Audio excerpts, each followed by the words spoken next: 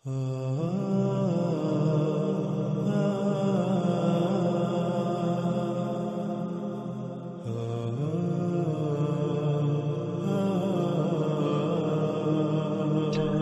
جیسے ہم پروگرام میں آگے بڑھیں گے ناظرین، ہر بات جو ہے وہ کھل کر واضح ہوتی چلی جائے گی۔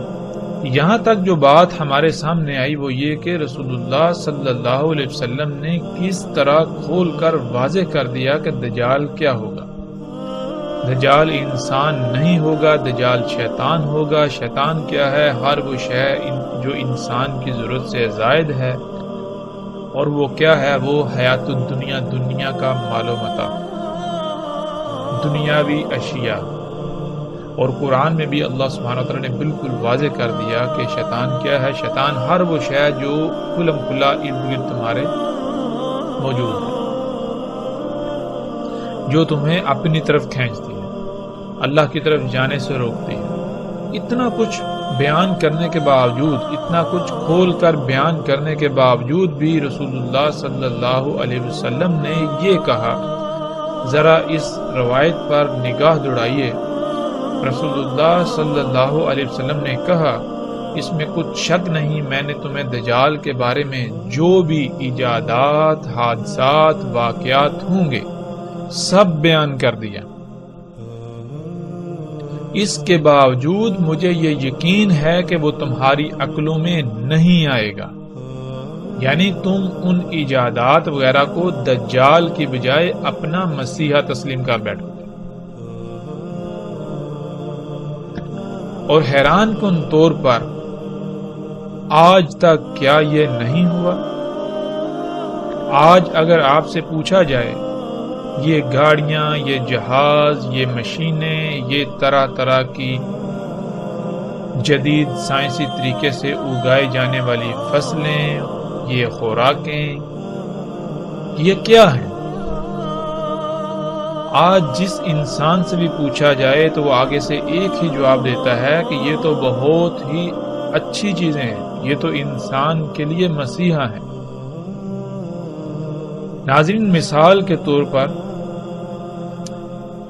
اگر ہم تھوڑا غور کریں تو آج سے چند دہائیاں پہلے یا چند صدیاں پیچھے چلے جائیں تو اس وقت جب ایک عورت کپڑے دھوتی تھی تو اس کو کتنی محنت کرنا پڑتی تھی، کتنی مشقت اٹھانا پڑتی تھی، لیکن آج جتنے کپڑے وہ پہلے ایک ماہ سے بھی زیادہ مدت میں دھوتی تھی، اس سے زیادہ کپڑے چند لمحوں کے اندر ایک مشین جو ہے وہ دھو کر، سکھا کر، تیار کر کے دے دیتی ہے،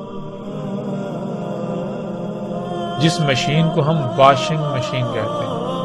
اور یہ مشین کیا ہے؟ انسان کے اپنے ہاتھوں سے خلق کی ہوئی ایک مخلوق۔ آج جب ہم کسی سے بھی پوچھیں کہ یہ مشین کیا ہے تو ہر ایک کا یہی جواب ہے کہ یہ مشین جو ہے یہ انسان کے لیے سہولت ہے، یہ انسان کے لیے فائدہ ہے۔ یعنی یہ مشین کیا ہے؟ یہ مشین انسان کے لیے مسیحا ہے۔ لیکن اس کی حقیقت کیا ہے وہ ہم نہیں دیکھتے۔ ہم صرف اس کا ایک ہی پہلو دیکھتے ہیں جو ہمیں فائدہ مند نظر آتا ہے، اس کا دوسرا پہلو ہم یکسر نظر انداز کر دیتے ہیں، اور اسی کو رسول اللہ صلی اللہ علیہ وسلم نے کہا تھا کہ دجال آور ہوگا۔ ناظرین، جیسا کہ اس روایت میں ہے، رسول اللہ صلی اللہ علیہ وسلم نے کہا، دجال کے فتنے سے اعظم نہ کوئی فتنہ تھا اور نہ ہوگا یہاں تک کہ قائم ہو جائے گی ساتھ، اور نہیں کوئی نبی مگر اور تحقیق ڈرایا اس نے اپنی قوم کو اس سے، یعنی دجال کے فتنے سے۔ اور میں تمہیں اس کی خبر دیتا ہوں ایک ایسی شے کی جو کسی نبی نے خبر نہیں دی، کہ اس میں کچھ شک نہیں وہ آور ہوگا، اور میں گواہی دیتا ہوں میں اس پر شاہد ہوں کہ اس میں کچھ شک نہیں، اللہ ہرگز اور نہیں ہے۔ تو ناظرین، اور کسے کہتے ہیں؟ یہاں پر ہم سب سے پہلے لفظ اور کو سمجھتے ہوئے آگے بڑھتے ہیں۔ جب تک ہم لفظ اور کو نہیں سمجھیں گے تب تک ہم پر یہ بات واضح نہیں ہوگی، کیونکہ اور کا معنی کانا کے کر دیے جاتے ہیں۔ جب اس روایت کے اس حصے کا ترجمہ کیا جاتا ہے تو وہ ترجمہ یہ کیا جاتا ہے کہ اس میں کچھ شک نہیں، وہ کانا ہوگا اور اللہ جو ہے وہ کانا نہیں ہے۔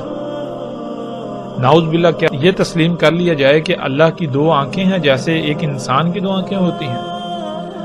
اس کا تو یہ مطلب ہو جاتا ہے کہ اگر دیکھو جو سامنے آیا جس نے آ کر رب ہونے کا دعویٰ کیا، اگر تو اس کی دو آنکھیں ہوئی تو وہ تو تمہارا رب ہو سکتا ہے، لیکن اس کی ایک آنکھ ہوگی۔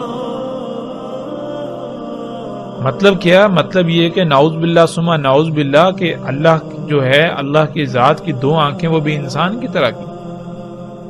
یہ تو اللہ سبحانہ و تعالیٰ کے اوپر بہت بڑا بہتان جو ہے وہ باندھا جاتا ہے اور باندھا جا رہا ہے۔ اور کسے کہتے ہیں؟ اور کہتے ہیں کسی بھی شے کے ایک ہی پہلو کو دیکھنا۔ مثال کے طور پر آپ کوئی کام کرتے ہیں تو اس کام کو جب آپ کریں تو اس کا صرف ایک ہی رخ دیکھ پائیں، ایک ہی رخ سے دیکھ کر اس کو کریں، دوسرا رخ جو ہے وہ نامکمل رہے۔ کوئی بھی کام کرنا، کوئی بھی شے بنانا تو وہ عیب دار، عیب زدہ، نقائص والی بنانا، جس میں خامیاں ہوں، خرابی ہوں، جس کا آپ ایک رخ تو دیکھ پائیں لیکن دوسرا رخ جو ہے وہ آپ نامکمل چھوڑ دیں، اسے نہ دیکھ پائیں۔ یہ کہتے ہیں اور ہونا۔ اور کہتے ہیں کوئی بھی ایسی شے جو خامیوں والی ہے، جو نامکمل ہے، جو ایک طرف سے تو مکمل نظر آ رہی ہے، اس کا ایک پہلو تو مکمل نظر آ رہا ہے لیکن دوسرا پہلو جو ہے وہ اس کا نامکمل ہے، خامیوں والا، خرابیوں والا، نقائص سے بھرپور۔ ناظرین، اللہ سبحانہ و تعالیٰ قرآن میں کہتے ہیں کہ اللہ نے ہر شے کا اس سے جوڑا بنایا۔ تو اسی طرح کوئی بھی شے ہے، کوئی بھی خلق ہے تو اس کا صرف فائدہ ہی نہیں، اس کا نقصان بھی ہوتا ہے۔ جب آپ کوئی بھی شے خلق کرتے ہیں یا کوئی کام کرتے ہیں تو اس کے دو پہلو ہوتے ہیں، ایک اس کا فائدے والا پہلو اور دوسرا اس کا نقصان والا پہلو۔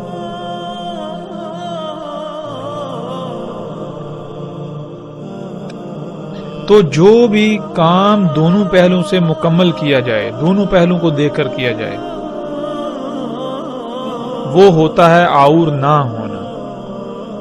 لیکن کوئی بھی کام صرف ایک ہی پہلو سے دیکھ کر کیا جائے، ایک ہی پہلو کو دیکھ کر کر پانا، دوسرے سے نامکمل چھوڑ دینا، دوسرے سے نہ کر پانا، یہ اور کہلاتا ہے۔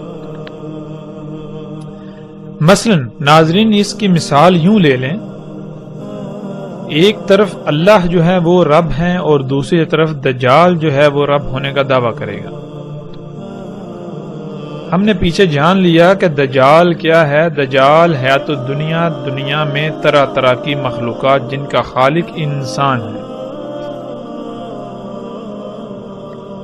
تو ناظرین، اللہ تعالیٰ نے رب ہونے کے ناطے ایک طرف انسان کی ضرورت، اس کے سفر کا ذریعہ، اس کی سفر کی حاجت کو پورا کرنے کے لیے اس کے سفر کے ذرائع دیے، جن میں گدھے، گھوڑے، اونٹ، خچر وغیرہ ہیں۔ اللہ سبحانہ و تعالیٰ نے انسان کی سواری کے ذرائع خلق کیے، اس میں کچھ شک نہیں کہ ان کی رفتار انسان کے خلق کیے ہوئے سواری کے ذرائع سے کئی گنا کم ہے، لیکن اللہ نے جو سواری کے ذرائع خلق کیے، اگر وہ ارب ہا ارب، خرب ہا خرب سال بھی استعمال ہوتے رہیں گے تو دنیا میں کوئی خرابی نہیں ہوگی۔ اللہ سبحانہ و تعالیٰ نے ان کو خلق کیا تو جو وہ خارج کرتے ہیں، جو کچھ کھاتے ہیں اور پھر وہ خارج کرتے ہیں، جو فضلہ خارج کرتے ہیں وہ دوسری مخلوقات کی خوراک ہے۔ یوں فضلہ جو ہے وہ اس دنیا میں جمع نہیں ہوتا، بڑھتا نہیں، وہ دوسری مخلوقات کے استعمال میں آ جاتا ہے۔ یوں کائنات میں یہ جو نظام ہے یہ اسی طرح بیلنس رہتا ہے، یہ میزان جو ہے، توازن جو ہے یہ قائم رہتا ہے، برقرار رہتا ہے۔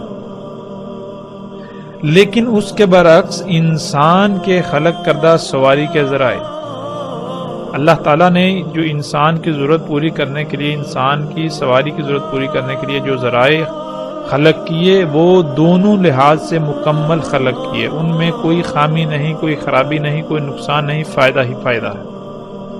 نقصان والا پہلو جو ہے اس کے اندر خامیاں وغیرہ ختم کر دی، دور رکھی، خامیوں سے پاک خلق کیا۔ لیکن انسان کے خلق کردہ جو سفر کے ذرائع ہیں، یہ جو مشینیں ہیں جنہیں ہم گاڑیاں، جہاز، ٹرینیں وغیرہ کہتے ہیں، ناظرین یہ جب انسان ان سواری کے ذرائع کو استعمال کر رہا ہے تو یہ کاربن جو ہے وہ ریلیز کرتے ہیں، کاربن چھوڑتے ہیں، دھواں چھوڑتے ہیں۔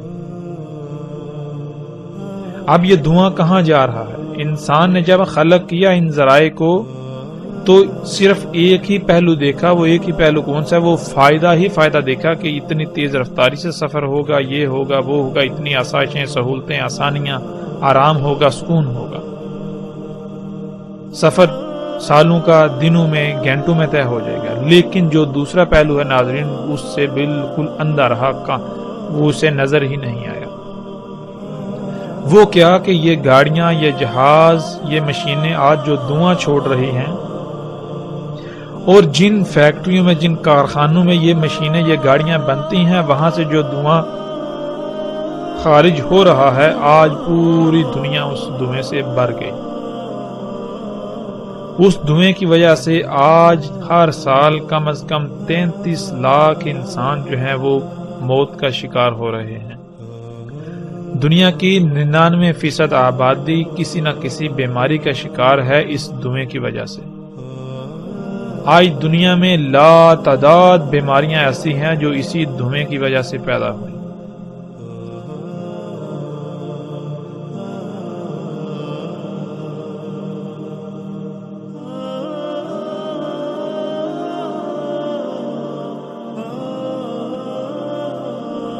آج دنیا میں لا تعداد مخلوقات ایسی ہیں جن کا قتل ہوا، جو صفحہ ہستی سے مٹ گئیں، اور وہ اسی دھویں کی وجہ سے۔ ناظرین آج آسمان پھٹ چکا، اور آسمان کس وجہ سے پھٹا؟ اسی دھویں کی وجہ سے۔ تو آج جب کسی سے پوچھا جاتا ہے کہ یہ سواریاں جو ہیں یہ کیا ہیں، یہ تو نقصان ہے، یہ فائدہ مند نہیں ہے، تو آگے سے کہا جاتا ہے نہیں، یہ تو مسیحا ہیں۔ دیکھو پہلے جو تم سفر کرتے تھے، سالوں میں کرتے تھے، اتنی تکلیفیں، مصیبتیں اٹھاتے تھے، حج کرنے جاتے تھے، تمہیں مہینے، سال لگتے تھے، رستے میں ذل و رسوا ہوتے تھے، تکلیفیں اٹھانی پڑتی تھی، مشقت اٹھانی پڑتی تھی، حج کرتے تھے، بوڑھے حج نہیں کر سکتے تھے۔ آج دیکھو یہ سواری کے ذرائع خلق کیے تو تم بڑے آرام سے بیٹھ کر جاتے ہو، اور وہی انہی مخلوقات جو ہیں یہ ان سے سہولتیں، فائدے اٹھاتے ہو اور حج کر کے گھر آ جاتے ہو۔ کتنا آرام دہ!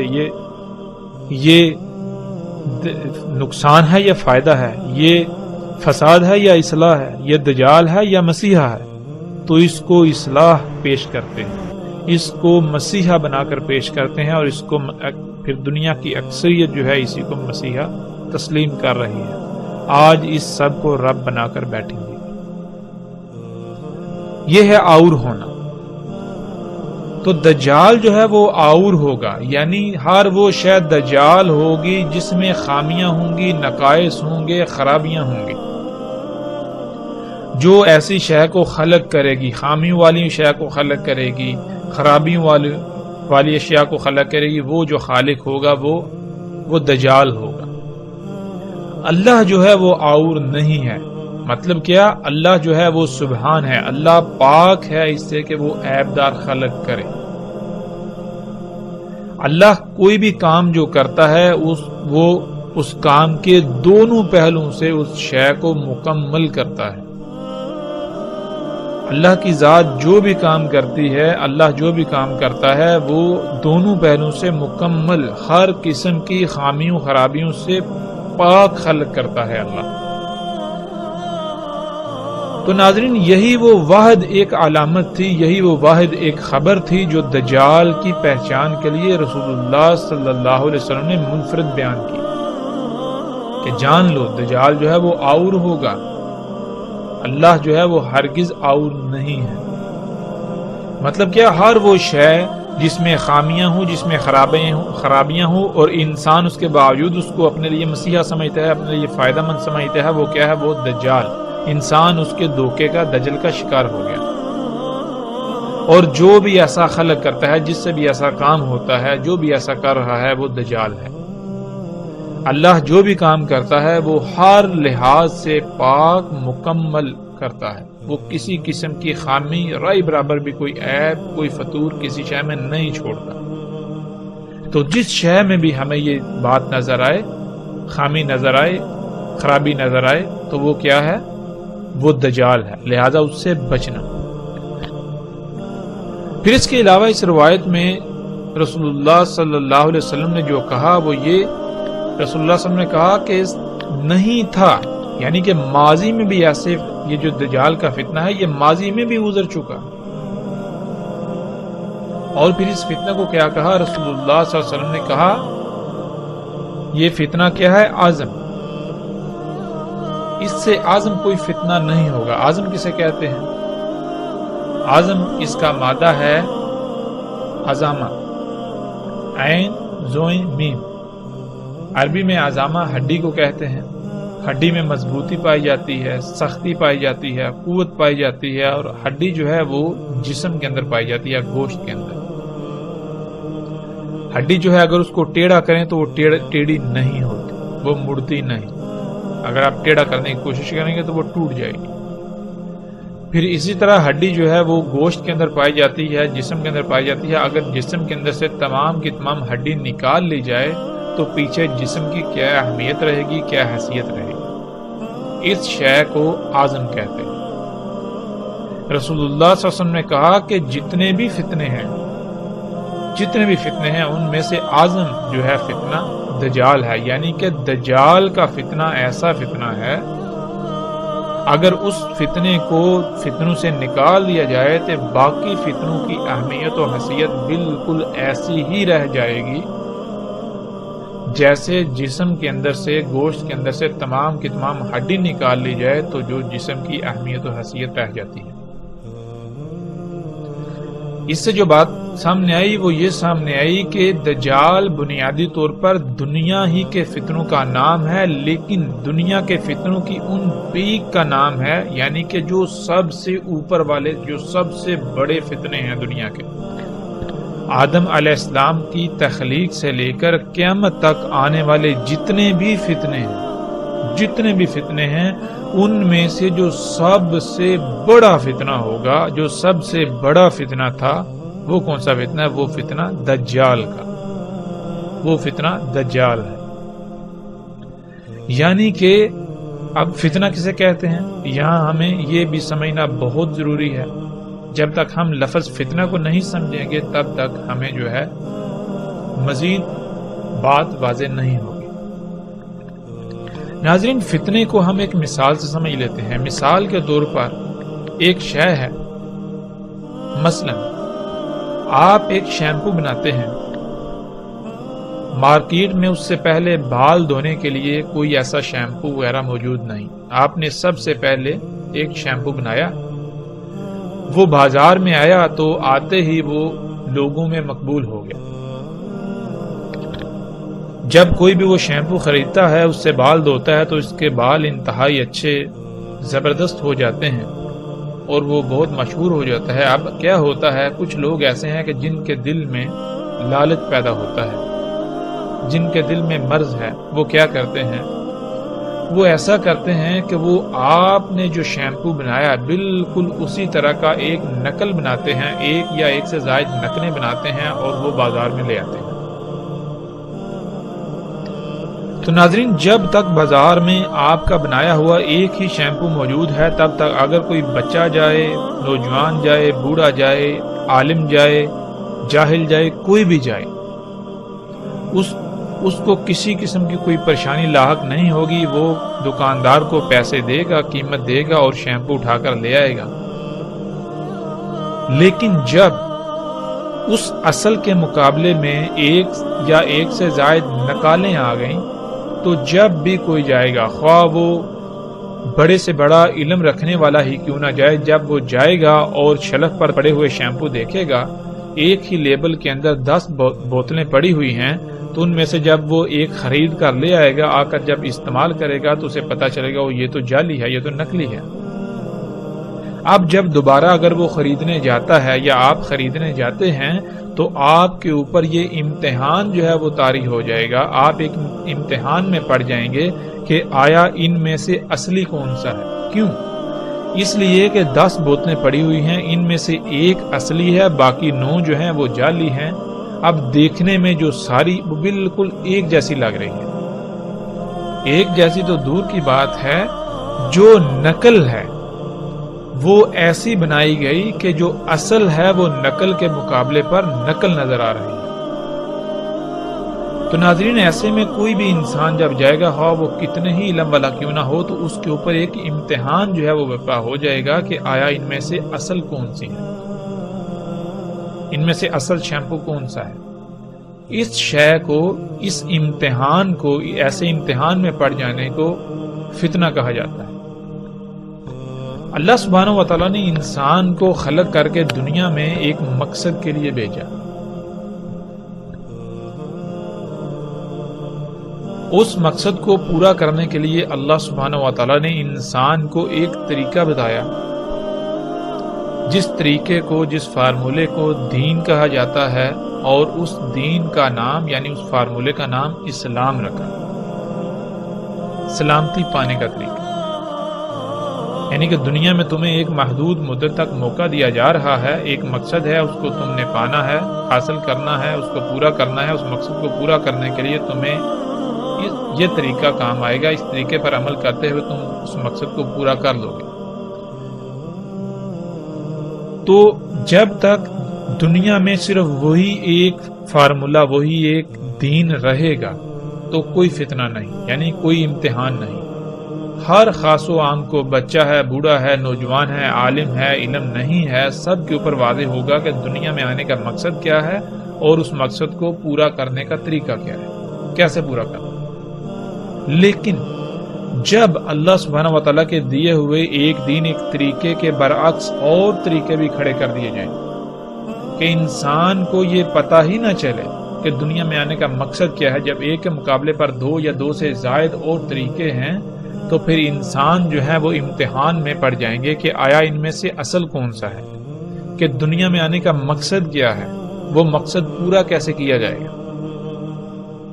تو یہ جو بات ہے، یہ جو امتحان ہے، یہ فتنہ کہلاتا ہے. تو اللہ سبحانہ و تعالیٰ نے جب انسان کو دنیا میں ایک محدود مدت کے لیے موقع دیا، ایک مقصد کو پورا کرنے کے لیے، اس مقصد کو پورا کرنے کے لیے ایک دین دے دیا، ایک طریقہ دے دیا کہ دنیا میں تمہارا آنے کا مقصد یہ ہے، یہ ایسے پورا ہوگا. تو پھر ناظرین، شیاطین نے اس کے مقابلے پر اور طریقے کھڑا کرنے شروع کر دیے، فتنے کھڑے کرنا شروع کر دیے. تو ایسے چلتا گیا، چلتا ایک وقت ایسا آیا، پیچھے جتنے بھی فتنے ہیں ان میں انسان سمجھ سکتے ہیں کہ یہ جو ہے یہ اصل ہے، یہ نقل ہے، پھر بھی بہت حد تک آسانی ہوتی ہے. لیکن جو ان میں سب سے بڑا فتنہ ہے، جو دجال کا فتنہ ہے، جب وہ آ جائے تو پھر انسانوں کی اکثریت جو ہے وہ اس کو پہچان نہیں پاتی. اس وجہ سے اسے اعظم کہا گیا کہ اگر فتنوں میں سے اس فتنے کو نکال دیا جائے تو پیچھے فتنوں کی باقی جتنے بھی فتنے ہیں ان کی اہمیت و حیثیت بالکل ایسی رہ جائے گی جیسے کہ جسم سے ہڈی نکال دی جائے تو پیچھے جو جسم کی اہمیت و حیثیت رہ جائے. تو آج ناظرین ہم دیکھیں کہ اگر آپ کسی سے پوچھیں یا اپنے آپ سے سوال کریں کہ دنیا میں آنے کا مقصد کیا ہے، تو آپ کے نزدیک اس کا جواب کیا ہوگا؟ اس مقصد کو پورا کرنے کا طریقہ کیا ہے؟ کسی سے بھی سوال کریں، سوال کرنے کی ضرورت ہی نہیں ہے۔ اگر آج ہم انسانوں کو دیکھیں تو ہر انسان آج حیات الدنیا کے پیچھے بھاگ رہا ہے۔ یہاں تک کہ جب کسی کے ہاں کوئی بچہ پیدا ہوتا ہے تو جیسے ہی بچہ پیدا ہوتا ہے اسی وقت والدین کے دل میں یہ خواہش پیدا ہوتی ہے کہ ہم اس کو بڑا جب یہ ہوگا تو اس کو ڈاکٹر بنائیں گے، اس کو انجینئر بنائیں گے، اس کو سائنٹسٹ بنائیں گے، فزسٹ بنائیں گے، کیمسٹ بنائیں گے،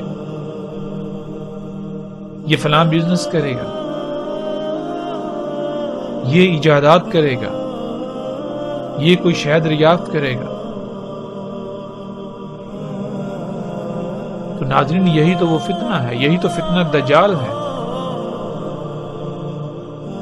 آج ہر انسان کی دنیا میں زندگی کا مقصد ہی یہ بن چکا ہے، یہ ایجادات کرنا، ان ایجادات کا حصول اور دنیا میں آنے کا مقصد کیا ہے وہ کسی کو علم نہیں، سب بھول چکے ہوئے ہیں۔ آج کا انسان کہتے ہیں جس کو اس کی حقیقت، اس کا ماضی بلا دیا گیا۔ تو آج کا انسان بھی اعظم انسان ہے، یعنی کہ ایسا بھولا ہوا ہے، ایسا بھولا ہوا کہ اگر اس بھولے ہوئے کو نکال دیا جائے تو پیچھے بھولے ہوئے کی کوئی اہمیت و حیثیت رہے گی نہیں، اتنا بڑا بھولا ہوا۔ تو انشاءاللہ اللہ کے فضل سے ناظرین جیسے جیسے ہم آگے بڑھیں گے رسول اللہ صلی اللہ علیہ وسلم کے الفاظ کی روشنی میں اور قرآن کی روشنی میں دجال کیا ہے ہم ہر پہلو سے، ہر لحاظ سے ہر بات کو کھولتے چلے جائیں گے، واضح کرتے چلے جائیں گے۔